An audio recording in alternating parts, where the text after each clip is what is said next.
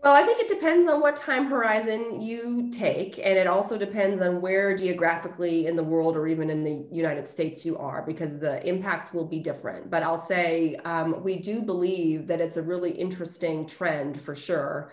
We know that electrification is coming, and it's going to impact, as you mentioned, the different parts of our ecosystem a little bit differently.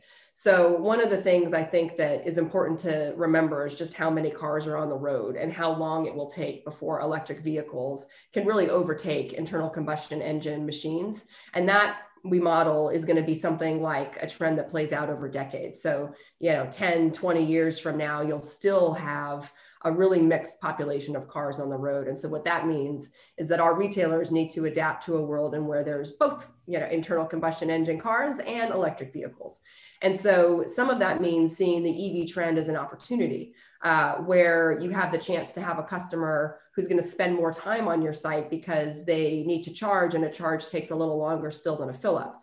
The great thing about our industry and our retailers, they're called convenience stores for a reason. They're located conveniently to where consumers are. And our industry has also been going through an evolution, even outside of the EV trend, for trying to make their stores more compelling with an in-store offering that is more desirable by consumers, and getting away from relying on just the smokes and cokes that used to bring people in reliably. And so we've got retailers who are upping their game in fresh food, retailers who are expanding the amount of merchandise that they offer, and just making the overall shopping experience a little bit more interesting and engaging for consumers. All those trends help as you picture yourself in an environment where you're attracting people, not just on the basis of needing to stop and put fuel in your car, but really thinking about it as a destination to either get coffee or to get a snack, or maybe to use guest Wi-Fi while you're charging your car, or a great place to get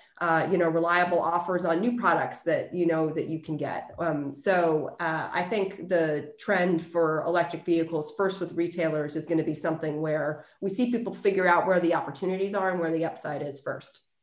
And in our own research, we've talked to a number of our customers and still find that they're across the spectrum themselves in terms of how advanced they're thinking about this impact. And some of them are experimenting opportunistically. And then we also have some customers who are leaning in a little more, and each of them is doing it differently. So Circle K, for example, has a big global operation, and including a big business in Norway, which is really far advanced on the spectrum of electrification. And so they have a whole learning lab there that lets them test and experiment with things. And they're doing stuff like putting Circle K branded chargers in consumer homes. And so that brand permission that they have extends well beyond just the convenience retail channel.